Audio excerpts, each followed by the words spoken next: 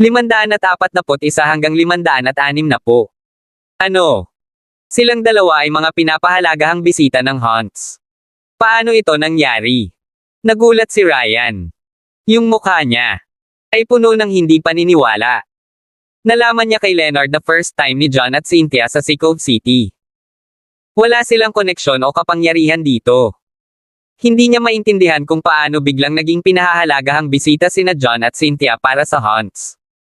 Nagulat siya sa kaibuturan. Nagulat din sina Sandra at Charles. Hindi man lang pinangarap ng dalawa na nandyan si Quentin para tulungan sina John at Cynthia. Lalong nabigla si Sandra. Mas alam niya ang kalagayan nina Cynthia at John kaysa kanino man. Hindi niya maintindihan kung kailan nagkaroon ng koneksyon sina John at Cynthia sa isa sa 3 dakilang pamilya sa Hunts. Iyon ay hindi kapanipaniwala. No wonder, no wonder. Sabi ni Charles sa realisasyon. Naisip niya na si John ay mayabang sa kanyang kabataan, hindi alam ang kanyang lugar sa mundo. Sa wakas ay naunawaan niya na may kumpiyansa si John dahil gumawa na siya ng iba pang kaayusan. Leonard, ano ang ibig sabihin nito? Hindi ba't sinabi mo sa akin na kara-rating lang nilang dalawa at walang kakilala? Bakit sila biglang may kaugnayan sa Hunts? Galit na pinandilata ni Ryan si Leonard. Hindi ko rin alam kung ano ang nangyayari, nauutol na sabi ni Leonard. Natigilan siya. Nung nakaraang gabi, humingi pa ng tulong si John para makakuha ng mga materyales. Natitiyak niyang walang paraan na kamag-anak si John sa mga Hunt noon, o maaaring tinanong ni John ang mga Hunt sa halip na siya. Wala pang isang buong araw, at nagkaroon ng koneksyon sina John at Cynthia sa Hunts. Hindi, mas tiyak, napakagalang ni Quentin kay John. Malinaw na gustong makipag-ugnayan ng Hunts kay John. Kung hindi niya ito nakikita sa kanyang sarili, hindi siya maniniwala. Gago ka talaga. Galit na galit si Ryan habang sinisipa si Leonard sa lupa. Ang Hunts ay isa sa 3 dakilang pamilya ng Sea Cove City. Mas marami silang kapangyarihan at kayamanan kaysa sa mga Hines. Bilang tagapagmana ng Hunts, si Quentin ay hindi maliit na tao. Kung nasaktan niya si Quentin dahil dito, wala siyang mapapala. Ryan, benefactor ko si Mr. John. Ang sino mang kaaway niya ay kaaway ko. Halika, gusto mo bang lumaban gamit ang iyong kakayahan o ang iyong kapangyarihan? Ipaglalaban kita kahit papaano. Malamig na sabi ni Quentin na may nakamamatay na kislap sa kanyang mga mata. Nagsimulang pawisan si Ryan. Si Quentin ay nangunguna sa mga kabataan ng Sea Cove City, at mas mahusay kaysa kay Ryan sa lahat ng paraan. Maging ito ay husay o kapangyarihan, hindi siya kapantay ni Quentin. Mr. Hunt, hindi pagkakaunawaan lang ito. Hindi ko alam na bisita mo sila, kaya baka na-offend ko sila kanina. Patawarin mo sana ako.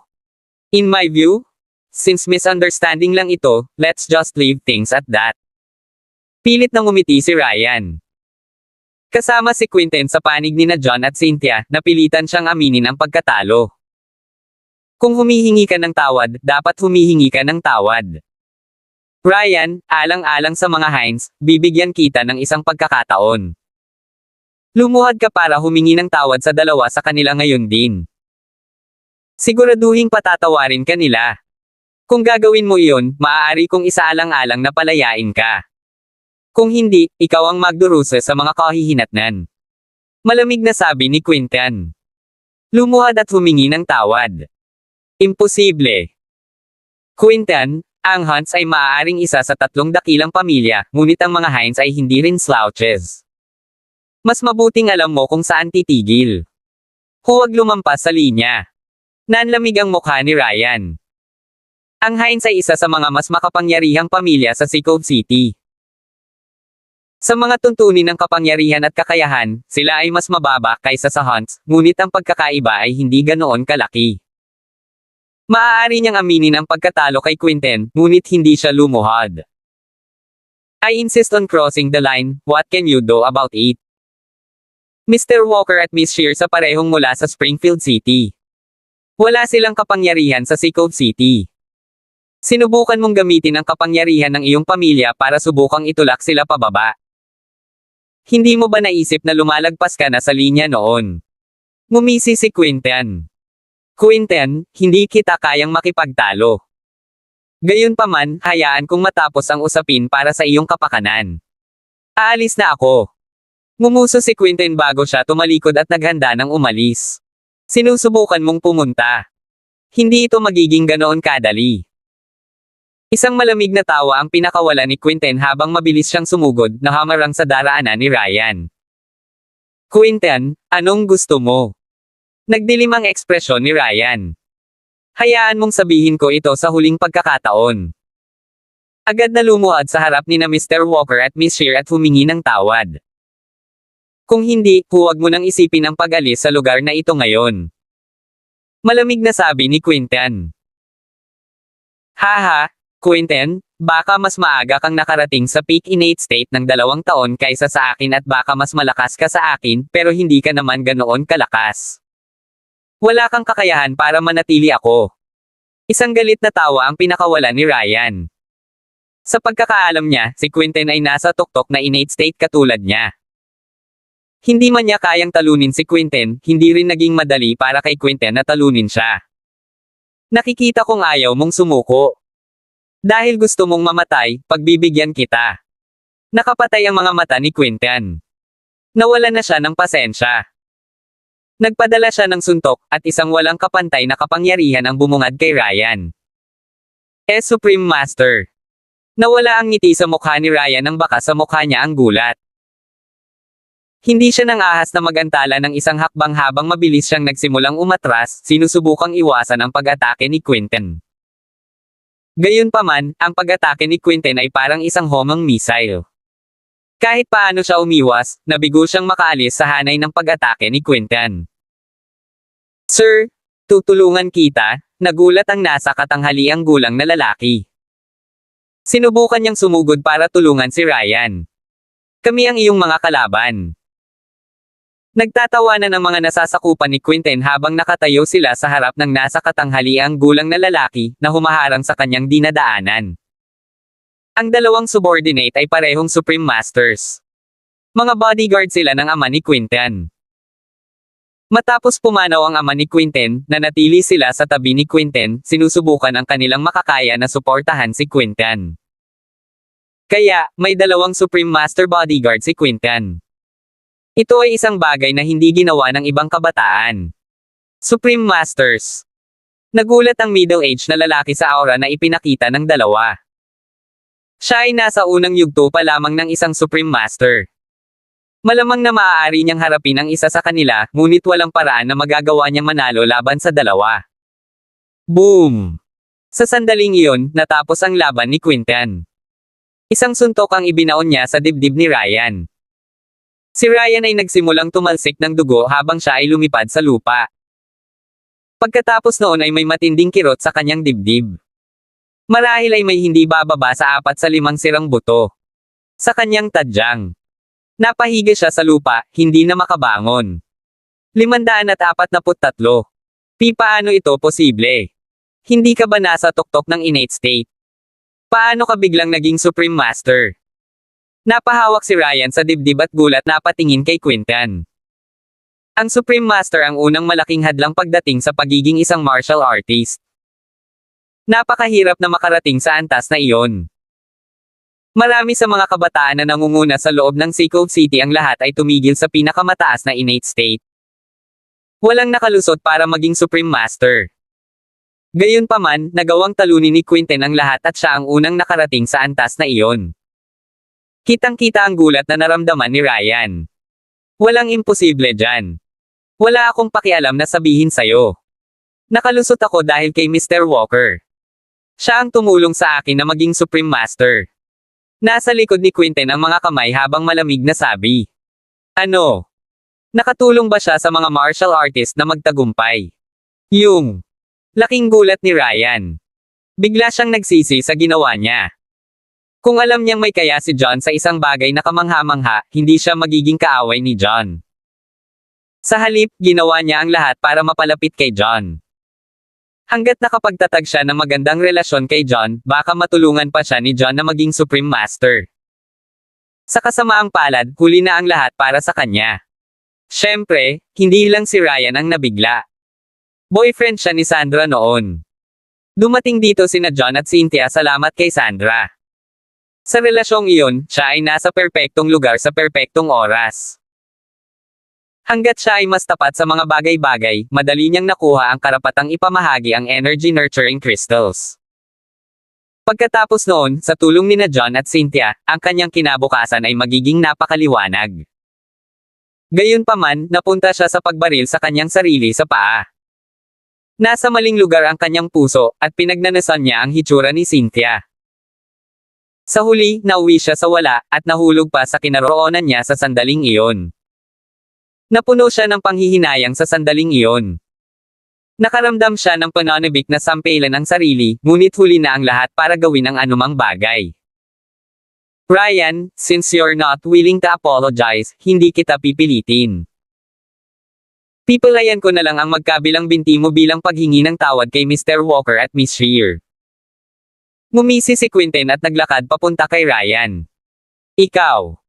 Biglang nagbago ang ekspresyon ni Ryan.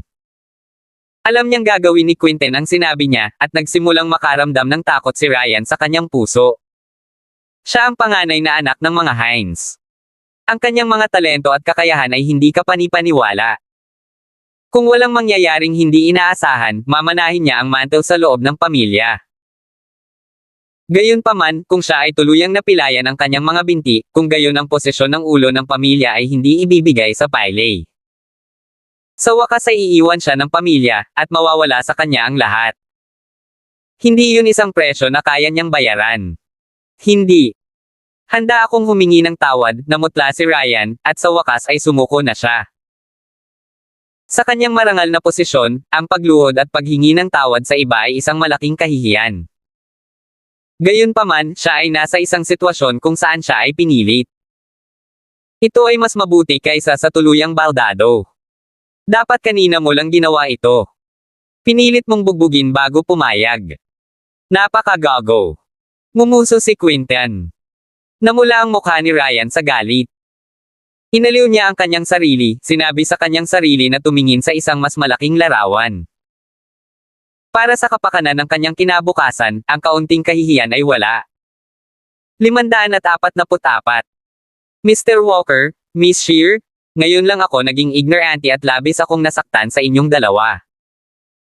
Mangyaring hanapin sa iyong sarili na patawarin ako sa pagkakataong ito. Pinilit ni Ryan na ibaba ang kahihiyan sa kanyang puso habang siya ay nakaluhod, humihingi ng tawad. Tayo. Si Mr. Hines, hindi makatarungan, ay laging napapahamak sa pagkawasak. Sana ay isa puso ito ng iyong pamilya. Mahinahong sabi ni John. Hindi siya naging unreasonable. Lumuhad na si Ryan para humingi ng paumanhin, kaya hindi na niya kailangang maging maliit tungkol dito.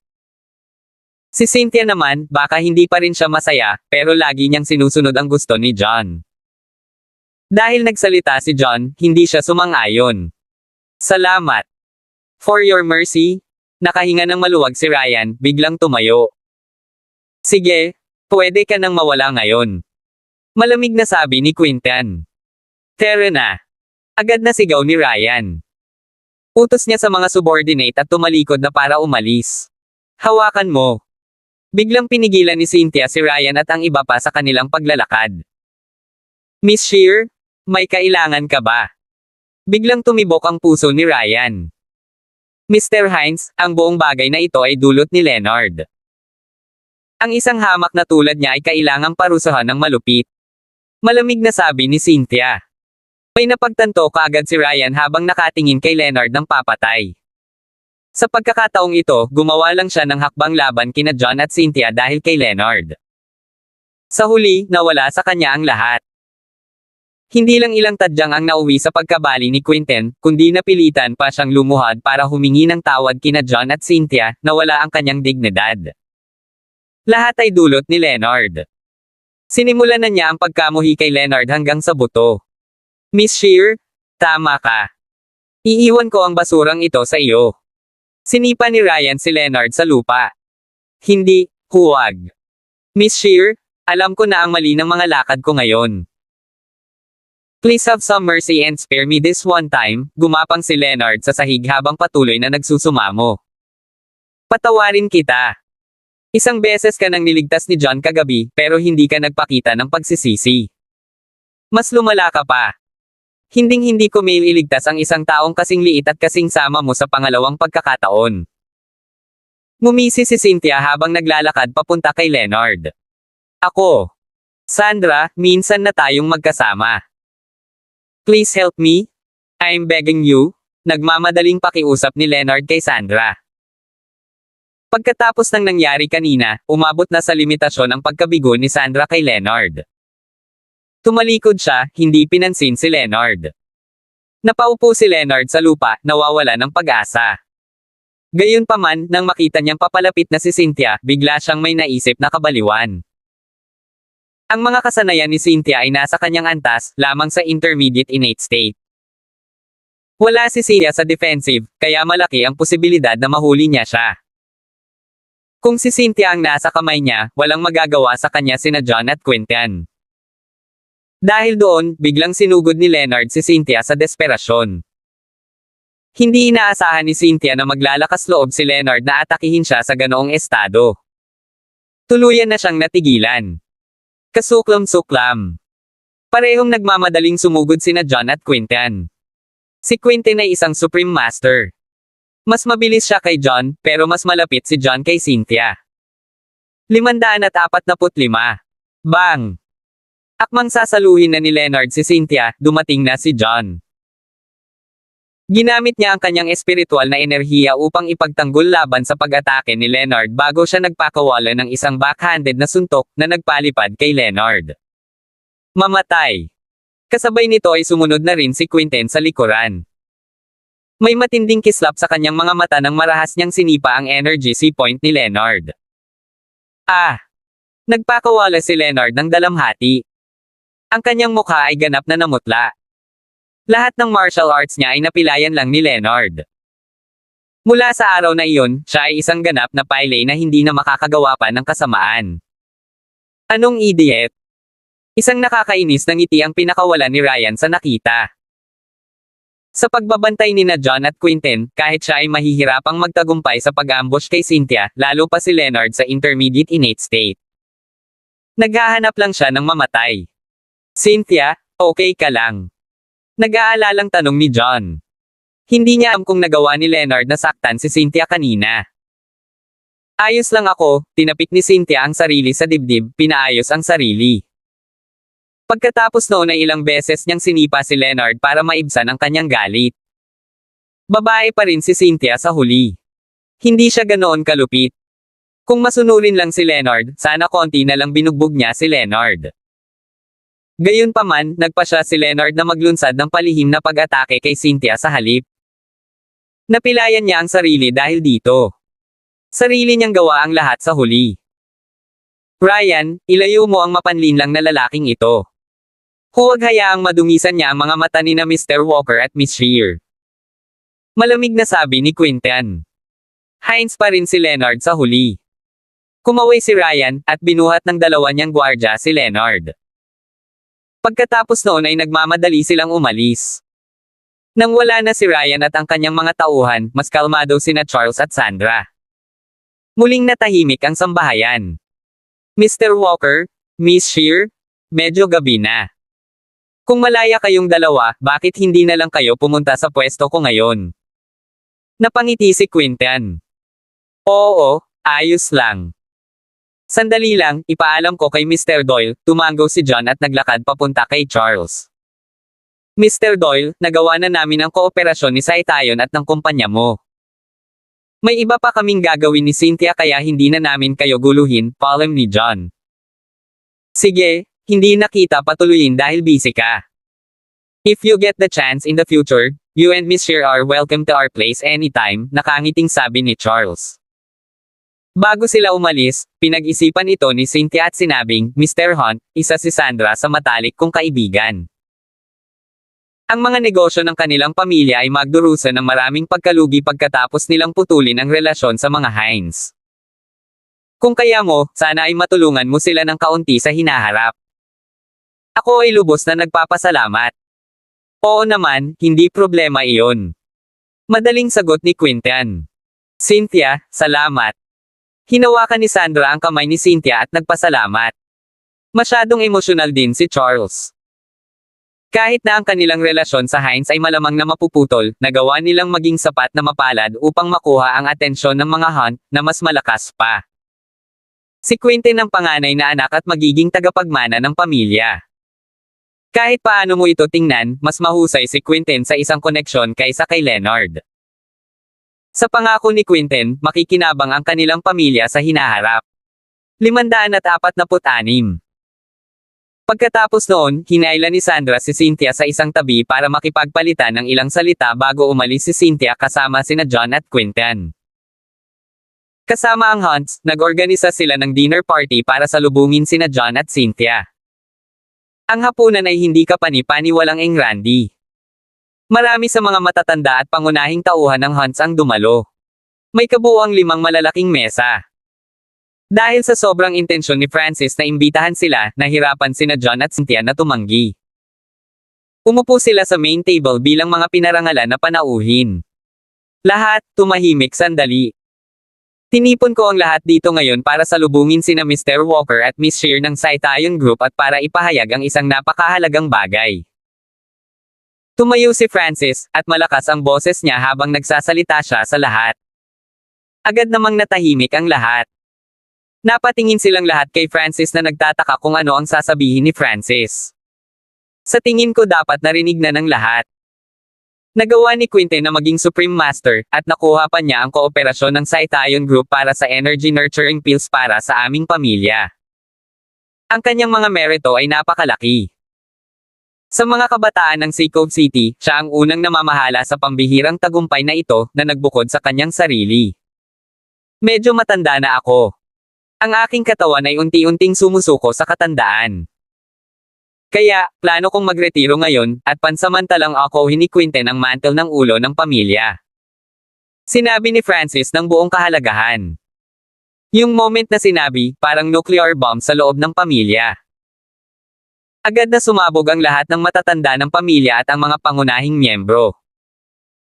Maaaring sanay si Quentin, at matalas ang kanyang katalinuhan sa negosyo, ngunit napakabata pa niya.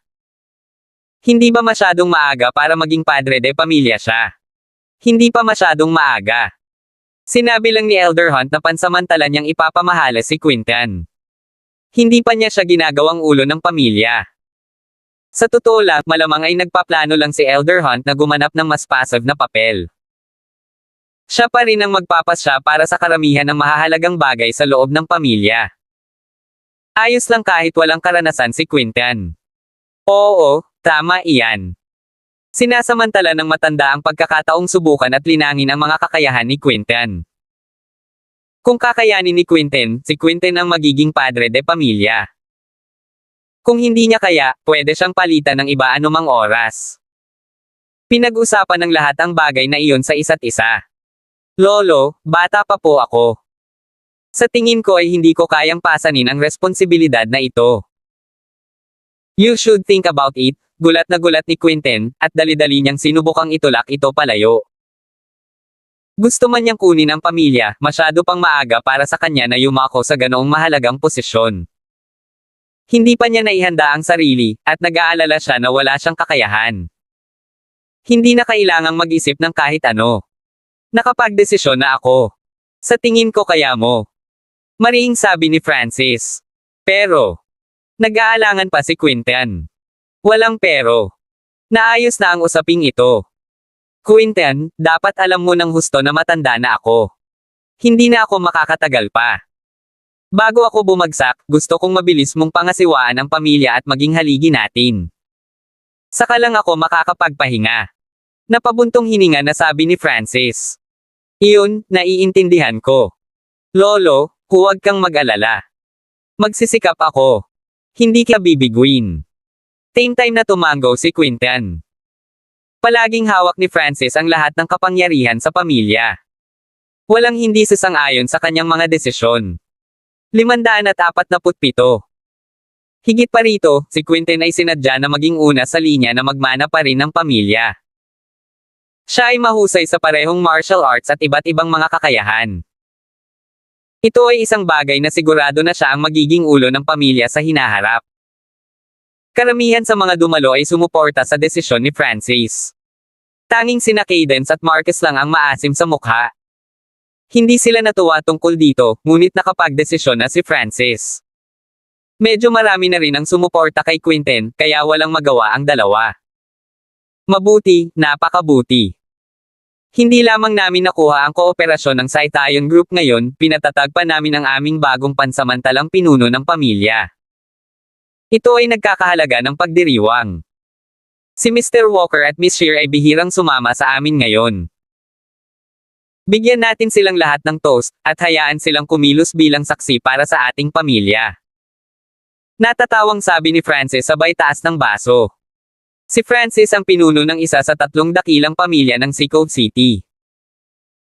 Ang kanyang posisyon ay hindi mas mababa kaysa sa likod ni Benedict sa Springfield City. Siya ang kumakatawan sa pamilya sa pagbibigay ng toast, kaya medyo nabigla sina John at Cynthia.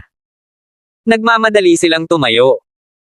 Elder Hunt, napakabait mo, itinaas ni John ang baso, at ginawa ni Cynthia. Pagkatapos noon, nagtaas ng baso ang lahat kina Jonah at Cynthia. Mr. Walker, nakarating ako dito, salamat sa iyo. Hindi ako maaaring magpasalamat sa iyo para dito.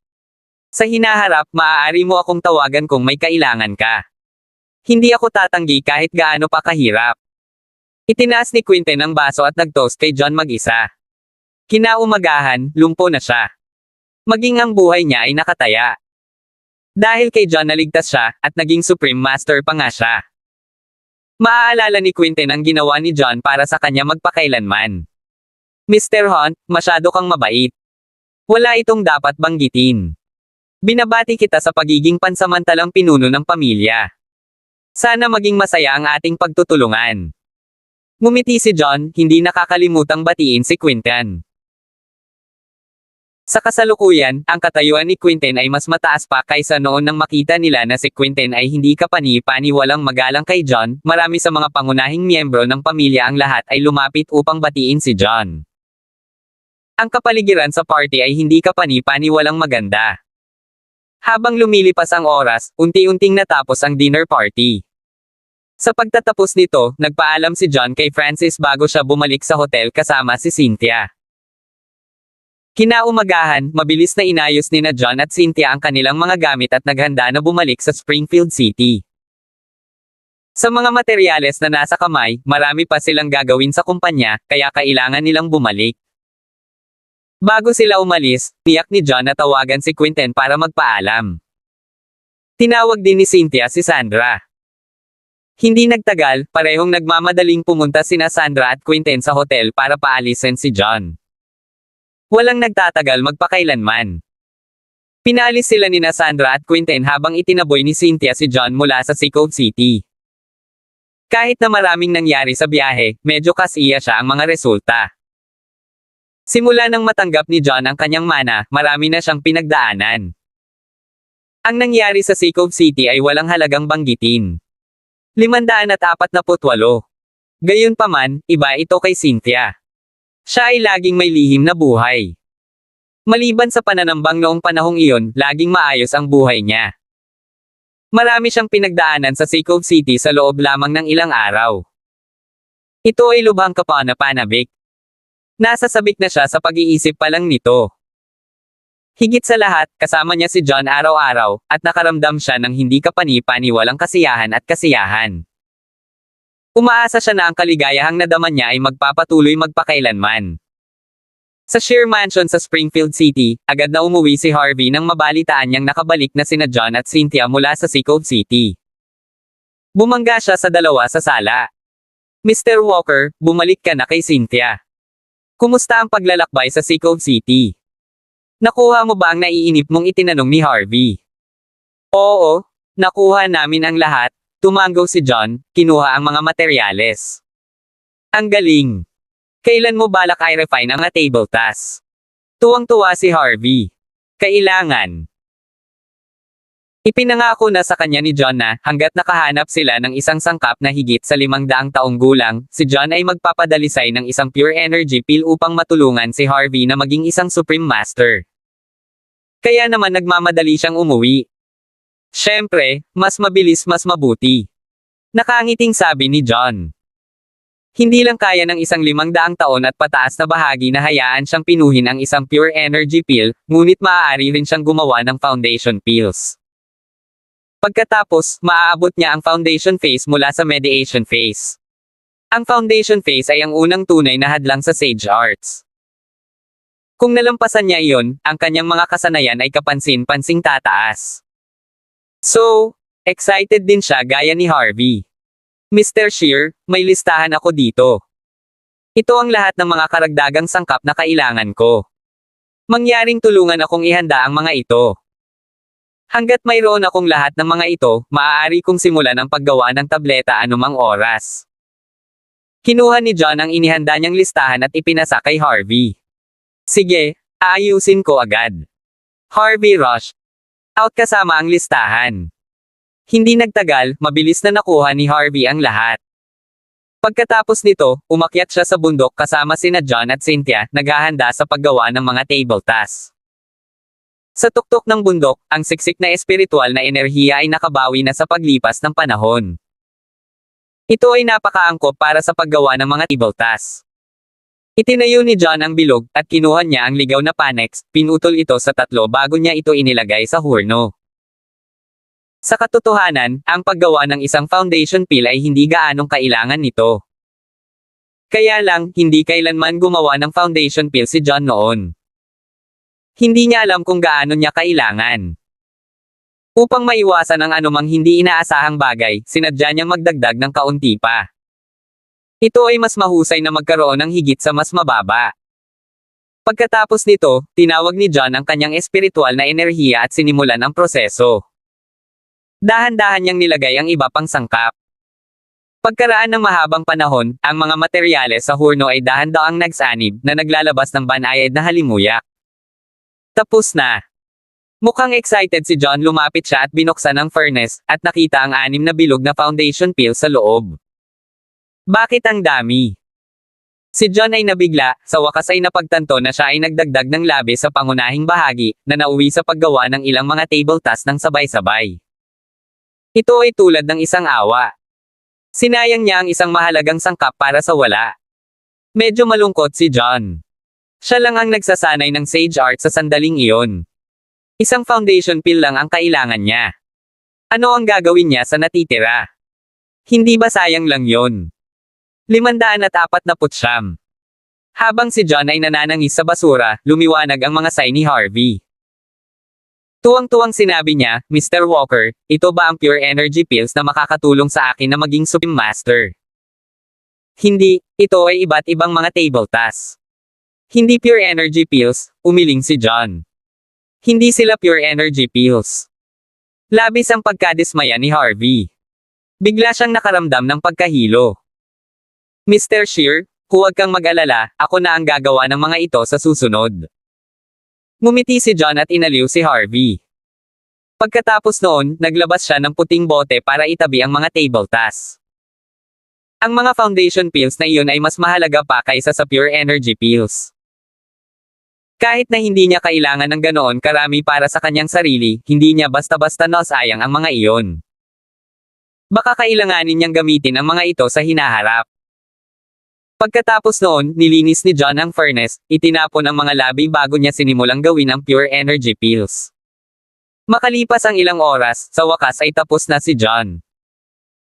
Gumawa siya ng 22 pure energy pills ng sabay-sabay.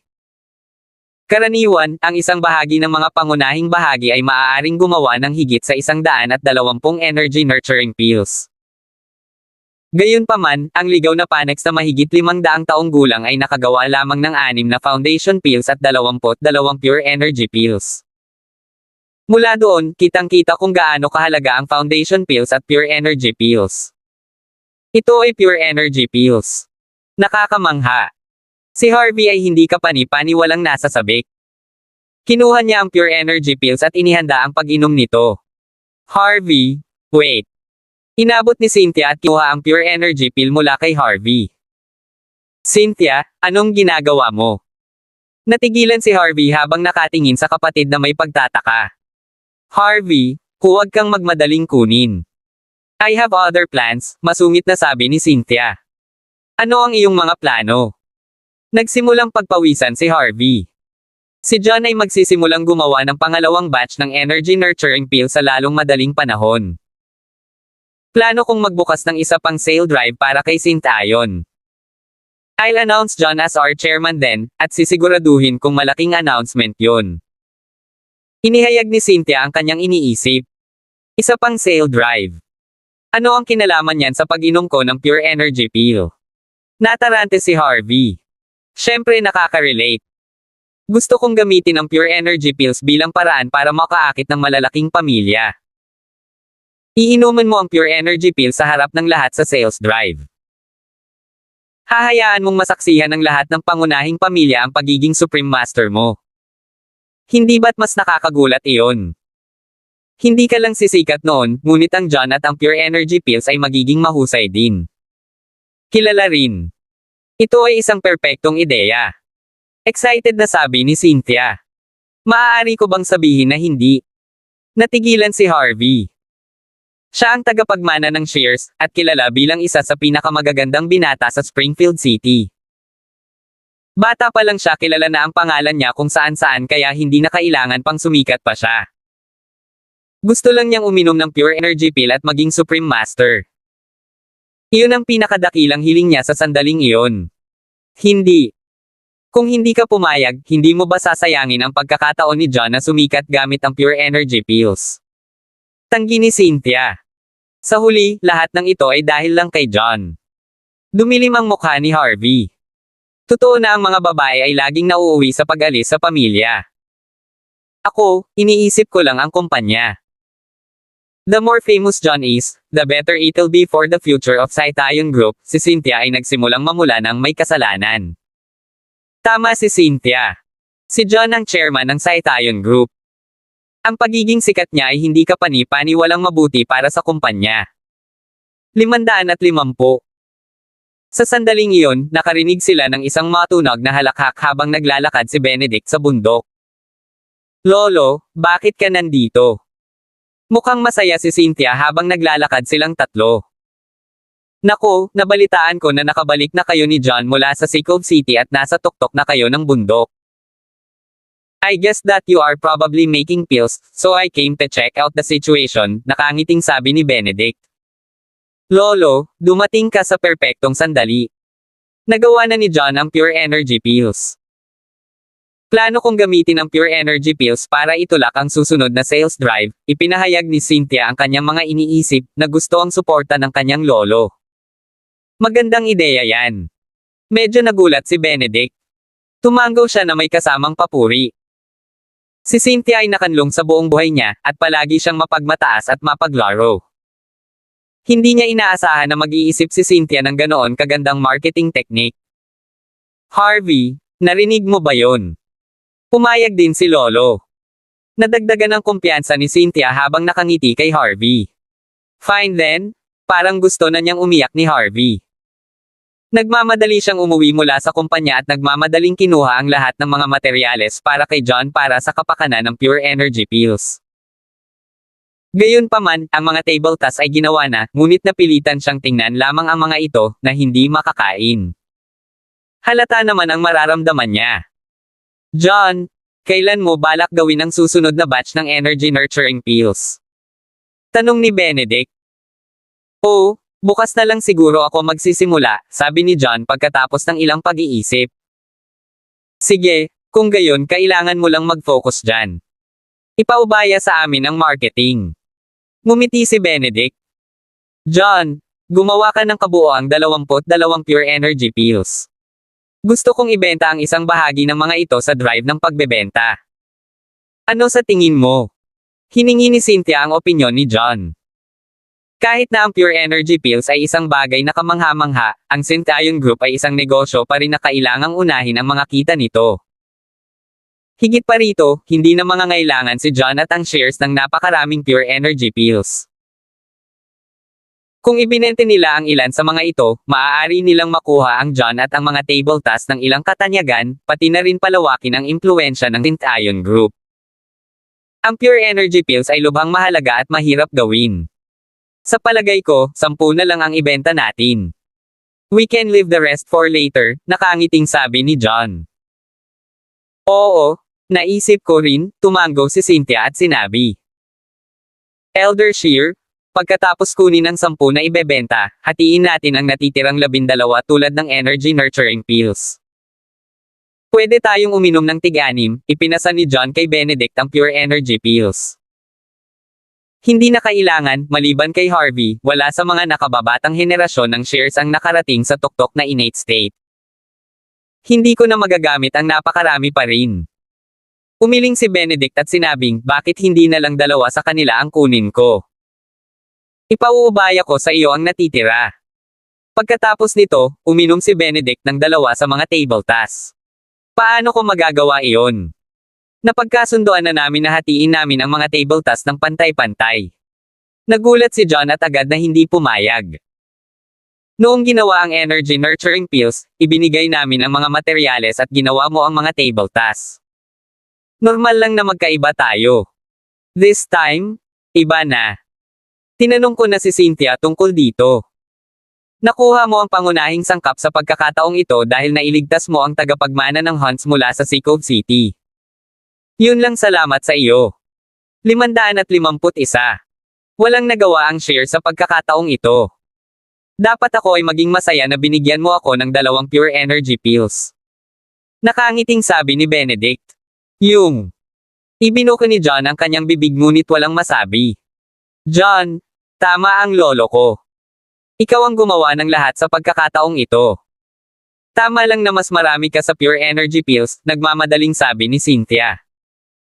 Simula nang makipaghiwalay si John kay Stacy, buong puso niya ang binigay niya kay John. Isang bagay na kasing halaga ng pure energy pill ang lubos na hinahangad. Natural na gusto niyang mas makinabang si John dito. Ngunit wala akong magagawa sa napakaraming pure energy pills. Walang magawang sabi ni John. Sa totoo lang, hindi lang matitiyak ng pure energy pills na ang mga nasa pinakamataas na innate state ay magagawang maging Supreme Master, ngunit ang pure energy pills ay napakahalaga din para sa Supreme Masters.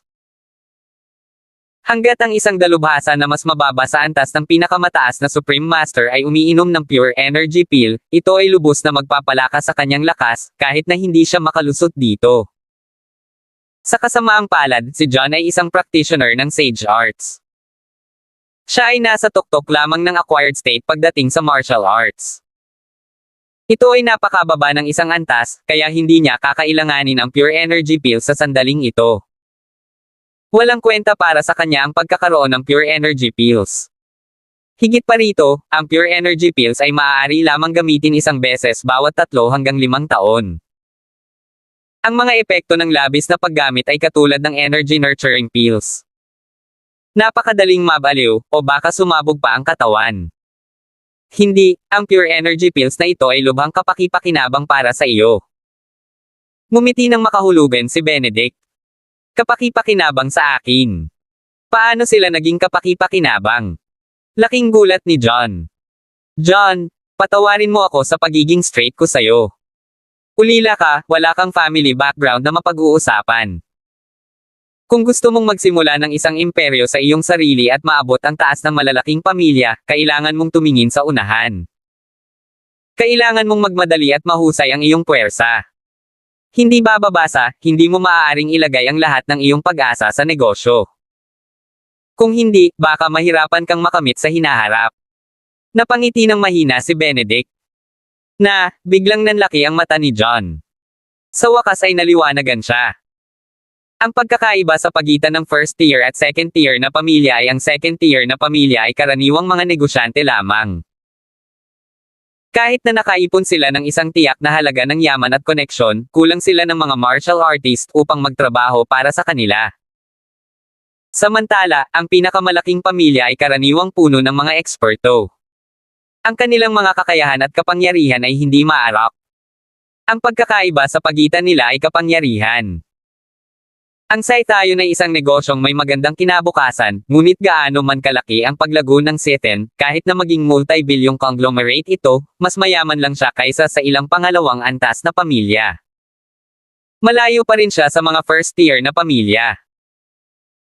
Lalo na pagdating kay John, na walang background sa pamilya, kailangan niyang kumuha ng iba't ibang eksperto para pagsilbihan siya.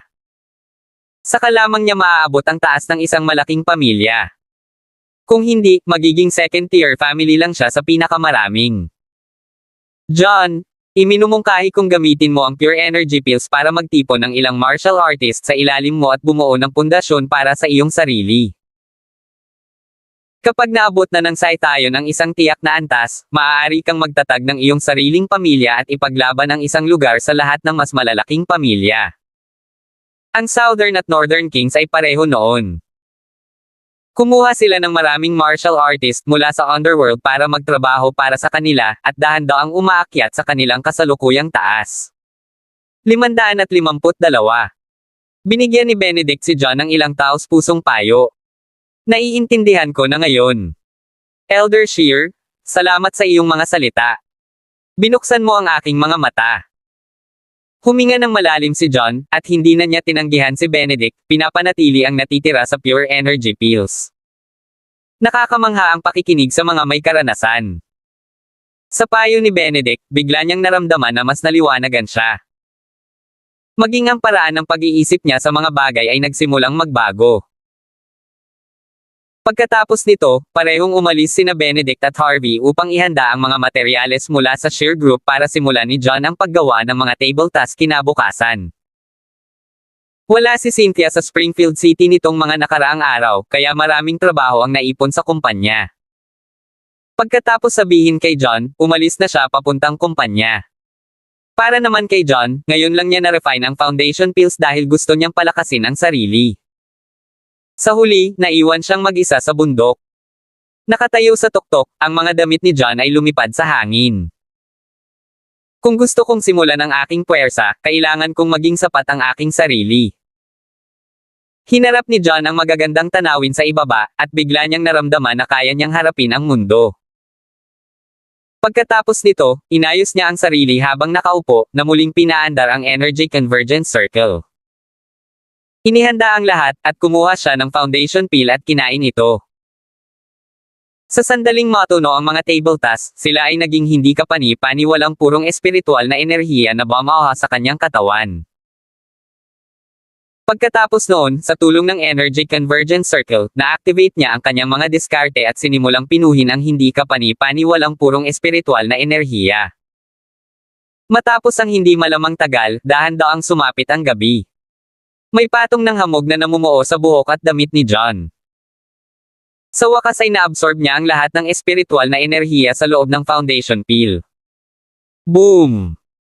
Nanginig ang katawan ni John, at ang espiritual na enerhiya sa loob niya ay lumabas. Pagkatapos nito, lahat ng ito ay natipon sa kanyang sentro ng enerhiya. Napakalaki ng kapangyarihan sa kanyang katawan. Naabot niya sa wakas ang foundation phase. Ang isang tao sa paunang foundation phase ay nasa antas ng isang intermediate supreme master. Isa na siyang tunay na dalubhasa sa Springfield City. Kahit sa matatandang henerasyon, kaya pa rin niyang makipaglaban. Sa wakas, ang lakas ni John ay nasa presentable na antas. Sa mga susunod na araw, inilagay ni John ang lahat ng kanyang pagsisikap sa paggawa ng energy nurturing pill sa bundok. Hindi niya alam na ang iba't ibang pamilya sa Springfield City ay sumabog mula sa isang balita. Inanunsyo ng The Shear sa outside world na ang Saitayon Group ay hindi puro venture ng shares, may iba pang gumaganap bilang chairman. Maliban doon, magsisimula ang Saitayon Group ng isa pang sales drive sa loob ng 3 araw. Nagbebenta sila ng pangalawang batch ng energy nurturing pills at nag-imbite ng iba't ibang malalaking pamilya na lumahok. Ang Saitayon Group ay formal ding i-aanunsyo ang pagkakakilanlan ng kanilang chairman, at magbebenta ng 10 pure energy pills. Hindi lamang magagarantiya ng pure energy pills na ang mga nasa pinakamataas na innate state ay magiging isang Supreme Master, ngunit ang mga nasa larangan ng isang Supreme Master ay makikita rin ang kanilang mga kasanayan na lubos na bumubuti. Ang dalawang balitang iyon ay nagdulot ng malalaking alon sa Springfield City. Ang Supreme Master ang unang malaking hadlang para sa sinumang martial artist. Marami sa mga nakababatang henerasyon ang huminto sa pagpapabuti pagkatapos nilang maabot ang pinakamataas na innate state. Pinangarap nilang maging Supreme Masters. Ang pure energy pills ay magagarantiya na maaabot nila ang antas na iyon. Halata ang gulat na naramdaman nila. Marami sa mga nakababatang henerasyon ang natuwa nang marinig ang tungkol sa balita. Gayunpaman, kumpara sa pure energy pills, ang pagkakakilanlan ng nakatagong chairman ay mas nakakuha ng pansin. 553. Mula nang matapos ang unang sales drive, nahulaan nina Elder Young at Gilbert na nagawa ng mga shares ang mga tabletang iyon marahil dahil mayroon silang kamanghamanghang alchemist. Ang impormasyong ibinahagi ng mga shares ay karaniwang nagpapatunay sa naisip nilang dalawa. Pakiramdam nilang dalawa ay halata na ang alchemist ay dapat maging chairman ng Saitayon Group. Kung hindi, walang paraan na madaling ipasa ng mga shares ang label na iyon sa sinuman. Ang Collins at ang Fields ay naramdaman din ang parehong paraan. Mabilis nilang napagtanto kung gaano kahalaga ang bagay na iyon. Hindi lang nakagawa ang alchemist ng energy nurturing pills, ngunit nakagawa din sila ng isang bagay na kasing ganda ng pure energy pills. Ang alchemist ay isang kamanghamanghang dalubhasa. Sa tulong ng alchemist na iyon, ang mga shares ay maaaring higit pa sa ibang mga pamilya. Magiging madali para sa kanila na kontrolin ang Springfield City. Ganoon din ang naisip ni Elder Young, at ang lahat ng malalaking pamilya ay hindi manatiling kalmado. Alam na alam nila na ang chairman ng Saitayon Group ay biglang naging isang mahalagang figure sa power struggle na ito. Hanggat makukuha ng sino man ang alchemist mula sa shares, sila ang mananalo sa lahat. Biglang niyugyug ng misteryosong chairman ng grupong Saitayon ang lahat ng malalaking pamilya sa Springfield City bago pa man siya magpakita. Sa huli, may kasabihan pa nga na, kung sino ang nakakuha ng taong iyon ay mamumuno sa Springfield City. Kasama ang mga Cullen, si George Collins ay nasa pag-aaral nang sumugod si Anson sa loob. Anson, ano ba? May nangyari ba? Ibinaba ni George ang libro sa kanyang kamay at nagtanong. Si Anson ang panganay na apo ni George. Mahusay siya sa parehong martial arts at negosyo, kaya mahal na mahal siya ni George. Lolo, narinig mo na ba ang Saitayon Group? Sabi ni Anson pagkatapos huminga ng malalim. Oo, narinig ko na ang tungkol dito, mahinahong tumango si George. Lolo, matitiyak ng pure energy pills mula sa Saitayon Group na ang isang mandirigma sa pinakamataas na innate state ay maaaring maging Supreme Master. Kung totoo ang pure energy pills na iyon, kailangan nating kumuha ng dalawa sa kanila. Pagkatapos, kami ni Ruth ay magiging Supreme Masters. Tuwang-tuwang sabi ni Anson. Si Ruth ay kapatid niya. Sa totoo lang, hindi siya ang pinakatalentadong martial artist sa nakababatang henerasyon ng pamilya, kundi ang kapatid niyang si Ruth. Kahit na 6 na taong mas bata sa kanya si Ruth, naabot na niya ang pinakamataas na innate state 5 taon na ang nakakaraan at halos kapantay niya. Hindi lamang iyon, ang mga diskarte ng pamilya Collins ay palaging mas angkop para sa mga lalaki. Hindi sila masyadong angkop para sa mga babae na matuto. Gayunpaman, nagawa pa rin ni Ruth na maabot ang pinakamataas na innate state kasama nila. Kitang-kita kung gaano kalakas si Ruth pagdating sa martial arts. Hindi pagmamalabos na tawagin siyang pinakamatalinong martial artist sa Springfield City. Maliban doon, ang antas ng isang Supreme Master ay isang napakalaking hadlang para sa mga martial artist. Ito ay hindi kapani-paniwalang mahirap na masira ito. Dahil ang mga diskarte sa pamilya ay hindi angkop para kay Ruth, siya ay tumitigil sa tuktok na innate state, hindi na bumuti. Kung hindi, hindi lang siya nasa peak innate state. Sa paggawa ng Saitayon Group ng pure energy pills na maaaring matiyak na ang isang martial artist ay maaaring maging isang Supreme Master, halos ginawa ito para kay Ruth. 554. Kung si Ruth ay nakakuha ng pure energy pill at nagawang malampasan ang hadlang ng isang Supreme Master, ang kanyang paglaki sa hinaharap ay walang limitasyon sa kanyang edad at nakakatakot na potensyal. Sa kasamaang palad, si Ruth ay isang batang babae pa rin na hindi angkop na magmana ng pamilya. Kung hindi, kahit sina Anson, Theodore, at Harvey ay kailangang gumawa ng paraan para sa kanya. Pure energy pill lang yan. Ito ay isang bagay sa ibabaw na antas, ito ay walang gaanong. Kailangan mong makita kung ano ang ibig sabihin ng lahat. Ang pinakamahalagang bagay ay ang alchemist sa likod ng pure energy pills. Mahinahong sabi ni George. Lolo, anong ibig mong sabihin? Medyo natarante si Anson. Hindi nagmamadaling sumagot si George.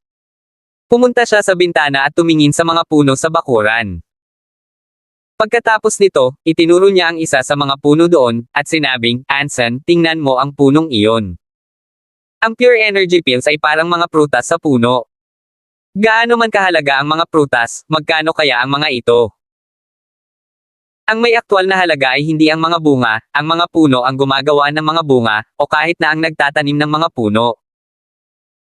Kung makukuha natin ang chairman ng Saitayon Group sa ating panig, kukunin natin ang alchemist sa likod ng shares para sa ating sarili. Tapos, hindi mo ba naisip na makukuha natin ang lahat? Kung ito man ay energy nurturing pills o pure energy pills. Ang halaga ay mas malaki kaysa sa isang pure energy pill. May napagtanto si Anson, naiintindihan ko na. Gayunpaman, pumayag na ang alchemist na makipagtulungan sa mga shares. Magkasama pa silang nagtatag ng Saitayon Group. Malamang na hindi kapani-paniwalang mahirap para sa atin na makuha siya. Medyo nag-aalangan na sabi ni Anson. Siyempre alam kong mahirap. Gayunpaman, ang bawat tao ay may kahinaan. Maaari nating subukang i-target ang kahinaan na iyon. Gusto man niya ng kapangyarihan at kayamanan o katanyagan at kababaihan, mabubusog natin siya. Maaari naming ibigay sa kanya ang anumang kaya ng shares. Ibibigay pa nga namin sa kanya ang hindi kaya ng shares. Hanggat kaya natin siyang bigyan ng sapat, ayaw kong maniwala na hindi siya madadami. Mahinahong sabi ni George. Lolo, sobrang galing mo. Iniisip mo ang lahat. Binaril siya ni Anson ng thumbs up. Anson, may kailangan akong gawin sa iyo ngayon. Magdala ng ilang lalaki at tingnan ito ng maayos. Tingnan kung maaari mong malaman kung sino ang alchemist na iyon sa lalong madaling panahon. Kung maaari mong malaman kung sino siya bago ang mga benta drive, pagkatapos ay magiging kamangha-manghang. Kung hindi, mas magiging mahirap ang mga bagay. Sabi ni George. Alam na alam niya na ang chairman sa likod ng Saitayon Group ay naging pinakamataba na piraso ng karne sa Springfield City. Hindi lang siya ang tumitingin sa kapirasong karne. Malamang ay ang buong Springfield City. Kailangan niyang kumilos ng mabilis. Kung nagawa nilang malaman kung sino ang chairman na iyon, maaari silang gumawa ng hakbang bago ang ibang mga pamilya. Kung hindi, sa sandaling ipahayag ng mga shares ang kanyang pagkakakilanlan, ang lahat ng mga pamilya ay magtatapos sa pag-aaway para sa kanya, at ang mga pagkakataon para sa tagumpay ay lubhang bababa. Sige, titingnan ko, pag-amin ni Anson at mabilis na umalis. Kasabay nito, ang parehong eksena ay naglaro din sa Fields. 555. Nang malaman ni Theodore ang tungkol sa misteryosong chairman ng Saitayon Group, nagmamadali siyang bumalik sa kanyang pamilya mula sa kumpanya, nakipagkita rin sa matanda. Lolo, tungkol sa mystery chairman sa likod ng Saitayon Group at sa kanilang pure energy pills, naniniwala ako na narinig mo na ito. Napaisip si Theodore. Oo. Alam ko ang tungkol dito. Theodore, ano sa tingin mo tungkol sa bagay na ito? Dahan daw ang humigop ng tsa si Walter Fields. The shares and us have always have some conflicts when it comes to business. Marami na kaming pinag-awayan sa mga nakaraang taon. Sa pagkuha ng tulong ng mga shares ng chairman, lalawak ang kanilang impluwensya at kapangyarihan. Sa loob lamang ng ilang taon, ihihiwalay ng mga shares ang kanilang mga sarili mula sa ibang mga pamilya, at babalik sila sa mga hari ng Springfield City. Hindi natin hahayaang mangyari iyon. Madilim ang ekspresyon ni Theodore. Sa kung paano regular na magkalaban ang Fields at ang shares na naging mga hari ng Springfield City ay magiging hatol ng kamatayan para sa kanila. Tama ka. Kaya, ano man ang mangyari, kailangan nating mag-isip ng paraan para makuha ang alchemist na iyon sa ating panig. Hindi namin maaaring hayaan ang mga shares na gawin ang gusto nila. Sabi ni Walter, sabay tingin kay Theodore ng papuri. Totoo iyon, ngunit hindi namin alam kung sino ang kamangha-manghang alchemist na ito sa ngayon. Paano natin siya maaakit dito? Sabi ni Theodore na may pag-aalala. Ayos lang, ibubunyag ng mga shares ang tunay na pagkakakilanlan ng alchemist na iyon sa kanilang pangalawang pagbebenta sa loob ng 2 araw. Malalaman natin kung sino siya. Kung hindi natin makuha ang alchemist na iyon na pumunta at magtrabaho para sa kanya, sisirain na lang natin siya. Sabi ni Walter na may malamig na ekspresyon. Lolo, may naisip ka ba? Sabi ni Theodore, biglang may naintindihan. Opo, sa tingin ko. Ang alchemist na iyon ay maaaring gumawa ng energy nurturing pills at pure energy pills. Ang kanyang alchemy ay malamang na hindi ka panipaniwala. Sa tingin ko, karamihan sa mga pamilya sa Springfield City ay magsisikap na kunin siya sa kanilang panig.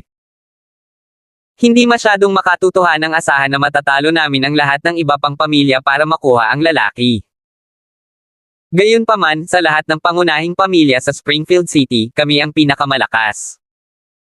Gusto kong bisitahin mo ang Youngs and the Collins para sa akin. Kumbansihin sila na makipag-alyansa sa atin. Hanggat tayo ay nagtutulungan, ang ibang mga pamilya ay hindi natin mapapansin. Matigas na sabi ni Walter, pinalabas ang kanyang iniisip. Magandang ideya yan. Kasama ang tatlong pamilya, kahit na ang ibang mga pamilya ay nagtutulungan kasama ang mga shares, hindi sila mapapantayan para sa atin. Si Theodore ay may kumikinang sa kanyang mga mata, mabilis na napagtanto ang plano. Gayunpaman, sinabi niya na may kaunting pag-aalala, gayunpaman, ang mga Young at ang Collins ay hindi mga idiot. Hindi sila papayag sa amin ng walang dahilan. Huwag kang mag-alala, papayag sila. Hindi ito isang pagsasabuatan na maaari nilang tanggihan. Mahinahong sabi ni Walter. Ang Youngs at ang Collins ay nasa isang katulad na kalagayan. Kung gusto nilang makuha ang alchemist na iyon, kailangan muna nilang talunin ang shares at ang iba pang mga pamilya. Kung silang tatlo ay nagtutulungan, lahat ay nanindigan upang makinabang. Kapag naayos na ang lahat, maaari na nilang ayusin kung sino ang kukuha ng alchemist sa kanilang mga sarili. 556. Talaga, kahit na ang alchemist ay napunta sa Youngs o sa Collins, ito ay mas mahusay pa rin kaysa sa shares. Iyon ang tunay na layunin ni Walter. Siyempre, isinasaalang-alang din ni Walter ang mga bagay. Kung ang alchemist na iyon ay mapilit na magtrabaho kasama ang shares, kung gayon kailangan nilang gumawa ng paraan upang sirain ang taong iyon sa lahat ng paraan. Hindi nila maaaring hayaan siyang magpatuloy sa pagtulong sa mga shares. Lolo, isa kang master strategist. Malamig na tumawa si Theodore. Pagkatapos noon, pumunta siya sa Youngs and the Collins gaya ng tinanong ni Walter. Kasama ang mga Young, pagkatapos malaman ni Elder Young ang tungkol sa Mystery Chairman at ang Pure Energy Pills, mabilis niyang pinatawag si Gilbert sa pag-aaral. Dad, may kailangan ka ba sa akin? Tungkol ba ito sa chairman ng Cythion Group? Tanong ni Gilbert na halos hinuhulaan ang intensyon ng kanyang ama. Oo, tama iyan. Hiniling ko sa iyo na tingnan ang pagkakakilanlan ng alchemist na iyon sa likod ng shares. Paano na ang pag-unlad? May nahanap ka ba? Naiinip na tanong ni Elder Shear. Siya ay may katulad na mga saloobin bilang garage. Hanggat malalaman ng mga Young kung sino ang alchemist na iyon bago ang lahat, magagawa nilang lumipat bago ang iba pang mga pamilya at makuha muna ang alchemist. Hindi pa. Ang shares ay itinago ito ng isang napakahigpit na sekreto. Hindi alam ng marami ang tungkol dito. Sinubukan ko ang lahat ng aking makakaya, ngunit hindi ako nakahanap ng anumang mga pahiwatig. Gayunpaman. Baka sa mukha ni Gilbert ang alanganin. Parang may iniisip siya pero tumigil siya. Ano ito? Na-curious si Elder Young. Kahit na wala pa akong nahanap tungkol sa alchemist na iyon, nakahanap ako ng ibang balita. Pagkatapos ng brat na iyon, nakipaghiwalay si John kay Stacy, lumipat siya sa shares noong gabing iyon. Nagayos pa si Cynthia para magtrabaho siya sa Cythion Group. Assistant daw siya ni Cynthia ngayon, ibinahagi ni Gilbert ang balita na hindi niya inaasahang natagpuan. Ano? Nangyari ba yon? Yung John, the moment na iniwan niya kami, dumiretso siya sa shares, nag-alala pa nga ako na hindi namin siya pagkakaintindihan noon pa. Mukhang malapit na siyang nakatali sa shares. Walang magandang magmumula sa kanya. Nagulat at nagalit si Elder Young. Ang katotohanan na pumunta si John sa shares ay nagpatunay kay Gilbert at sa kanyang mga naunang hula. Lalo siyang nakasigurado na may mali kay John. Tama iyan. Sa kabutihang palad, nahanap namin ang lahat sa tamang oras. Kung hindi, kung nakipagkita siya kay Stacy at sinasabotahe niya kami para sa mga seher, baka magpalit ng pangalan ang pamilya namin. Baka sa mukha ni Gilbert ang pangungutya, tahimik na nagpapasalamat sa katotohanang nakipaghiwalay siya kay Stacy kay John. Sige, nakaraan na ang lahat. Walang kwenta pag-usapan yan. Sa isa pang 2 araw, ipapakita ng shares ang tunay na pagkakakilanlan ng chairman na iyon sa panahon ng kanilang sales drive. Dapat nating pag-isipan kung paano natin tatalunan ang ibang mga pamilya at ipapunte sa atin ang alchemist na iyon. Mahinahong sabi ni Elder Young. Si John ay isang ulilang walang pangalan na may masamang intensyon. Hindi siya napapansin ni Elder Young. Kung ikukumpara, ang misteryong chairman ng Saitayon Group ay ang alchemist sa likod ng shares. Iyon ay isang bagay na hindi ka pani-paniwalang mahalaga. 557. Tay, may ideya ako, sabi ni Gilbert pagkatapos ng ilang pag-aalinlangan. Ano ang iyong ideya? Ibahagi ito sa akin, tanong ni Elder Young. Pumayag na ang alchemist na magtrabaho kasama ang mga shares. Sobrang close nilang dalawa. Kung gusto natin siyang makuha mula sa shares, hindi ito magiging madali. Kailangan nating bumuo ng mas malapit na relasyon sa alchemist na iyon. Noon lang siya susuko sa pagtatrabaho sa shares at sa halip ay magtrabaho para sa amin. Sa lahat ng bagay, ang pinakamalapit na anyo ng isang relasyon ay kasal. Sabi ni Gilbert. Anong ibig mong sabihin? Pinaikit ni Elder Young ang kanyang mga mata, malabong naunawaan ang mga implikasyon. Ang alchemy ay isang sining na nawala sa loob ng daan-daang taon. Kahanga-hanga ang kakayahan ng alchemist na iyon. Siya ay dapat na mula sa ilang mga sinaunang pamilya na nakatago sa mahabang panahon. Sa araw ng sales drive, maaari naming isama si Stacy. Sa hitsura at katayuan ni Stacy, maaaring magustuhan ng isa sa mga nakababatang henerasyon ng alchemist na iyon ang Ayers. Makahulugang sabi ni Gilbert. May balak kang pakasalan si Stacy. Hindi ako papayag dyan. Malaki ang pagbabago sa ekspresyon ni Elder Young. Hinampis niya ang mesa at tumayo. Tay, huwag kang magalit, makinig ka muna sa akin, nagmamadaling sabi ni Gilbert. Pwede kang tumigil dyan. Nawalan ng ina si Stacy no bata pa siya, at hindi mo siya inalagaan. Siya ay nagkaroon na ng isang magaspang na pagkabata. Walang paraan na gagamitin ko ang kasal niya para sa ilang kita.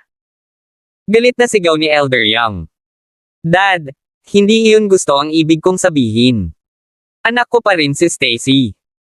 Nagigilty ako sa kanya all this time. Kahit gaano ako kalupit, hindi ko siya gagamitin para kumita. Ngumiti ng mapait si Gilbert. Mabuti naman, bahagyang lumambot ang ekspresyon ni Elder Young. Dad, dapat alam na alam mo. Medyo nanlumo si Stacy pagkatapos niyang makipaghiwalay kay John. Ang pagdadala namin sa kanya sa sales drive ay maaaring magbigay sa kanya ng pagkakataong magsaya ng kaunti. Kung gayon, kung ang mga apo ng alchemist o mga nakababatang henerasyon ay may mga kamangha-manghang kabataan sa kanila, maaaring mayroong isa na mahuhulog kay Stacy. Kung gayon, hindi lamang natin mabibigyan ng magandang kasal si Stacy, maaari pa nating kunin ang pagkakataong hilahin ng alchemist na iyon sa ating tabi. Hindi ba perpekto iyon? Sinabi ni Gilbert ang kanyang iniisip. Napagkamalan niya na ang alchemist ay isang kamangha-manghang tao na malamang ay kaedad ni Elder Young. Hindi niya alam na si John pala ang alchemist na iyon. Si John ay nasa edad ni Stacy. Walang mga apo na mapag-uusapan. Medyo nag-alinlangan si Elder Young, nadama niya ang ideya. Palagi siyang nag-aalala tungkol sa kasal ni Stacy. Nais niyang makakuha ang kanyang apo ng isang mahusay na kasintahan na makakasama niya sa buhay. Kung ang kanyang apo ay nahulog sa isa sa mga inapo ng alchemist na iyon, ang isang alyansa na nagmula sa kasal ay isang magandang bagay. Dad, don't worry. We're just trying our luck here. Kung mahuhulog sa kanila si Stacy, magiging mahusay ito. Kung hindi si Stacy, hindi ko siya pipilitin na magpakasal. Tiwalang nanumpa si Gilbert. Alam na alam niya na si Stacy ang pinakamagandang babae sa Springfield City. Nakilala ang kanyang kagandahan kahit sa mga nakapaligid na lungsod. 558. Kahit sa loob ng probinsya, malamang walang kasing ganda ni Stacy. Malaki ang tiwala niya sa pang-akit ni Stacy. Naniniwala siya na ang isang taong nakatali sa alchemist ay mahuhulog kay Stacy. Kaya lang hindi niya alam kung magiging interesado si Stacy sa kanila. Oo, mukhang hindi masamang ideya. Sabi ni Elder Young. Tatay, oo ba iyon? Tuwang-tuwa si Gilbert. Oo, wala namang masamang magmumula rito. Walang masamang subukan, tumango si Elder Young. Pinag-uusapan nilang dalawa ang bagay na iyon nang marinig ang ilang kagyat na yabag. Pumasok ang isang gwapong binata. Ang binatang iyon ay si Randy Young, siya ay mula sa pangalawang sangay ng Youngs. Siya rin ang pinakamagaling na binata sa mga kabataan ng Youngs. Ang kanyang mga kasanayan at katanyagan ay maihahambing kina Harvey, Anson, at Theodore. Gayunpaman, ang tatlong iyon ay pawang mga kahalili sa kanilang mga pamilya. Iba si Randy. Hindi siya mula sa parehong branch ng pamilya kina Elder Young at Gilbert. Sa hinaharap, ang kahalili ng mga Young ay magiging anak pa rin ni Gilbert, hindi siya. Lolo, nandito si Theodore Fields. May importante daw siyang sasabihin sa iyo, sabi ni Randy. Theodore. Anong ginagawa niya dito? Randy, ipasok mo siya, nagulat si Elder Young. Oo, tumalikod si Randy at umalis. Pagkaraan ng ilang sandali, dinala ni Randy si Theodore sa study bago siya umalis. Elder Young? Mr. Young? Yumuko si Theodore sa kanila. Mr. Fields, hindi na kailangang maging magalang. Umupo ka, sinenyasan ni Gilbert si Theodore na maupo. Pagkatapos ng ilang kasiyahan, nagtanong si Elder Young, bakit ka pumunta rito para makita kami? Pumunta ako dito patungkol sa chairman ng Citayon Group. Gusto ng lolo ko na makipag-alyansa sa mga Young, Theodore explained everything. Isang alyansa. Nagulat si Elder Young. Naglibot siya sa study, nag-iisip tungkol dito. Kahit na naisip ni Gilbert at ng kanyang sarili na subukan si Stacy, hindi ito masyadong maaasahan. Kung ang mga Young ay sumang-ayon sa isang alyansa sa Fields, ito ay isa pang paraan. Hindi nagtagal pagkatapos noon, mabilis na nagdesisyon si Elder Young. Tumingin siya kay Theodore, sinabing, sige, sabihin mo sa lolo mo na pumayag tayo. Elder Young, magpapasalamat ako sa iyo bilang kapalit ng aking lolo, ngumiti si Theodore. Natupad ang kanyang layunin, at naging mas mahusay kaysa sa inaakala niya. Wala na siyang dahilan para manatili, kaya tumayo siya at umalis. Pagkatapos ng 3 araw, nagsimula ang sales drive ng Citayon Group gaya ng naka-schedule. Ang oras na ito ay naiiba sa pagbubukas ng seremonya noong nakaraan. Sa huling pagkakataon, hindi kilala ang Citayon Group. Marami sa mga pangunahing pamilya ay walang iniisip tungkol sa Citayon Group. Karamihan sa kanila ay nagpadala lamang ng ilang mas mababang ranggo na miyembro ng pamilya upang dumalo para sa kapakanan ng mga shares. Sa pagkakataong ito, marami sa mga kilalang tao ang dumalo. Doon sila para sa energy nurturing pills at pure energy pills. Karamihan sa kanila ay naroon din para sa misteryosong chairman ng Citayon Group. Biglang napuno ang Citayon Group. Maraming high-end na luxury car ang nakaparada sa buong kumpanya. Maraming mga hindi kapani-paniwalang makapangyarihang tao ang dumalo. 550. Mukhang isang hindi kapani-paniwalang mahalagang okasyon. Mukhang inaasahan na ng mga shares ang sitwasyon at naghanda sila. Si Benedict ay dumalo mismo. Pinamunuan niya ang maraming eksperto at gwardya ng pamilya sa Citayon Group. Pagkatapos nito, inayos niya na mapanatili nila ang kaayusan sa venue kasama ang mga empleyado ng Citayon Group. Sa likod ng mga eksena, nakatayo si Benedict sa tabi ng bintana habang nasa likod ang kanyang mga kamay. Mukha siyang kalmado, ngunit hindi malinaw kung ano ang iniisip niya. Biglang narinig si Harvey na nagpupuyo sa paglalakad. Lolo, marami akong nakitang malalaking pamilya sa labas. Maging ang mas matandang henerasyon ng 3 pangdakilang pamilya ay narito. Dinala nila ang marami sa kanilang mga eksperto, kasama na ang kanilang Supreme Masters. Mukhang hindi lang sila nandito para sa sales drive. Kumunat ang noo ni Harvey. Siyempre, may iba silang intensyon. Nandito silang lahat para kay John. Kalmadong sabi ni Benedict habang nakatingin sa labas ng bintana. Ano? Nandito sila para kay John. Bakit? Nagulat si Harvey. Napakalaking target niya. Karamihan sa kanila ay nahulaan na ang chairman ng Saitayon Group ay ang alchemist sa likod ng shares.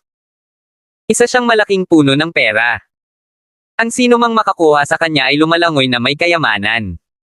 Magkakaroon sila ng kakayahang kontrolin ang kapalaran ng mga martial artist.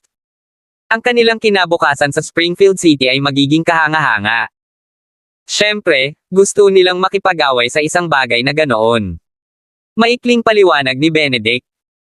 Sa kanyang mayamang karanasan at kaalaman, hindi mahirap hulaan kung ano ang iniisip nila. Lolo, kung ganoon nga, hindi ba tayo magiging malaking target kapag ibinalita natin kung sino si Mr. Walker? May narealize si Harvey at dumilim ang mukha niya. Ayos lang, nandyan lang ang mga pamilyang iyon dahil sa kasakiman. Ang mga gunting ay hindi kukuha ng anumang nakahiga. May advantage kami in the first place, hindi ganoon kadali para sa kanila na hawakan kami. Higit pa rito, ang pangunahing figure sa pagkakataong ito ay si John. As long as John choose to work with us, wala silang magagawa kahit gaano pa sila kikaya. Hindi naman nag-alala si Benedict. Pagdating sa negosyo, ang lakas ay wala sa equation. Ang mga malalaking pamilyang iyon ay dinala lamang ang kanilang mga puwersa upang ilapat ang ilang presyon sa mga shares. Marahil ay binalak nilang kunin si John sa pamamagitan ng pag-akit sa kanya ng ilang kayamanan o benepisyo. Sa huli, nasa John ang susi.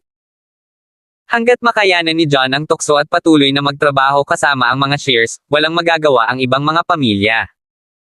Totoo yan, si Mr. Walker noon pa man ay marangal na tao. Ang kanyang trabaho sa amin ay palaging napaka-smooth. Sa tingin ko, hindi tayo magtatrabaho sa iba para lang sa pera. Medyo nakahinga ng maluwag si Harvey. Medyo confident siya sa karakter ni John. Naniniwala din ako kay John. Kaya lang, ang pagiging kilala niya ay magdudulot ng gulo sa kanya. Ang mga field sa partikular ay hindi kailanman nagkaroon ng magandang relasyon sa amin. Kung walang sorpresa, hindi sila titingin habang tinutulungan tayo ni John na lumakas. Napabuntong hininga na sabi ni Benedict. Si John ay palaging nasa likod ng mga eksena, at walang nakakaalam kung sino si John. Kaya wala silang paraan para puntiryahin si John. Gayunpaman, sa sandaling lumakad si John sa yugtong iyon, maaaring subukan ng The Fields na gumawa ng isang bagay kay John ng palihim. Iyon ang pinakamalaking pag-aalala ni Benedict. 506 na po. Gayunpaman, kung nais ni John na bumuo ng kanyang puwersa, kailangan muna niyang magkaroon ng reputasyon. Noon lamang siya makakaakit ng mga eksperto na magtrabaho sa ilalim niya. Kung patuloy na mababago si John, walang handang magtrabaho para sa isang taong walang pangalan. Sa huli, ang sinumang gustong lumawak at lumago ay kailangang harapin ang maraming paghihirap sa landas tungo sa paggawa nito. Walang exception si John. Ito ay isang bagay na hindi maaaring makatulong. Sa sales drive, inutusan nina John at Cynthia ang kanilang mga empleyado at ang mga gwardya sa paligid na tanggapin ang iba't ibang malalaking pamilya bilang mga figurehead ng Saitayon Group. Si Cynthia ay pangalawa sa 4 na magagaling na dilag. Ang kanyang hitsura ay hindi nagkakamali, at siya ang pinagtutuunan ng pansin saan man siya magpunta. Marami sa mga nakababatang henerasyon ang hindi makatiis na tumingin sa kanya. Nang makita nila si John sa tabi ni Cynthia at kung gaano sila kalapit, medyo nagbago ang ekspresyon nila. Noong nakaraang pagkakataon, kasama ni John si Stacy sa opening ceremony ng Saitayon Group. Ang katotohanan na si Stacy ang nangunguna sa 4 na dilag, gayon din ang katotohanan na siya ay isang kabataan ay nakakuha ng maraming atensyon kay John dahil nagawa nitong maging matalik sa Stacy. Hindi lang iyon, pareho sina Anson at Jacob na nagsalitan sa pangungutya sa kanya pagkatapos noon. Nalaman ng lahat na ulila si John, at divorcee pa nga. Kaya mas malalim ang impresyon sa kanya ng lahat. Nang makitang muli si John, marami sa kanila ang mabilis na nakilala siya. Yung brat na naman. Palagi niyang kasama si Stacy noong nakaraan, at ngayon ay nasa tabi na siya ni Cynthia. Paano niya nagagawa? Tama iyan. Sobrang naguguluhan din ako. Isa lamang siyang ulilang walang kapangyarihan na niloko ng kanyang dating asawa. Hindi ko alam kung paano niya nakuha ang pabor ni Stacy at Cynthia. Hindi ba hindi ka panipaniwala? Sige, tigilan mo na ang paghula. Sa tingin ko, baka ligaw na tuta lang ang lalaking iyon. Walang paraan na mapatingin sa kanya sina Stacy at Cynthia. Tama siguro bootlicker lang siya. Huwag mo siyang masyadong isipin. Tinuro ng lahat si John at pinagchichismisan siya. Wala ni isa sa kanila ang magiliw na tumingin kay John. Ang ilan sa kanila ay tumingin sa kanya ng masama, habang ang iba ay may inggit. Sino ang tinatawag mong bootlicker? Si John ang totoong boyfriend ng pinsan ko. Anong karapatan mong tawagin siya ng ganyan? Sa sandaling iyon, isang galit na boses ang narinig. Tinadyakan ni Luisa ang kanyang mga paa at galit na tumingin sa lahat ng nang-iinsulto kay John. Sino ka? Nakabuka ang bibig ng mga binata habang may pagdududang nakatingin kay Luisa. Hindi nila maintindihan kung saan nanggaling ang maganda at cute na batang babae. Luisa, huwag kang manggulo. Naghiwalay na kami ni John, madilim ang mukha ni Stacy habang hila-hila si Luisa palabas. Boom! Parang tinamaan ng kulog ang lahat ng nandoon. Laking gulat nila. Hindi nila kilala si Luisa, ngunit alam ng lahat kung sino si Stacy. Kahit na sinabi ni Stacy na nakipaghiwalay na siya kay John, ibig sabihin noon ay boyfriend na ni Stacy si John. Ang impormasyong iyon ay parang bomba na halos pasabugin ang lahat ng naroon. Forget what they doing, keep on.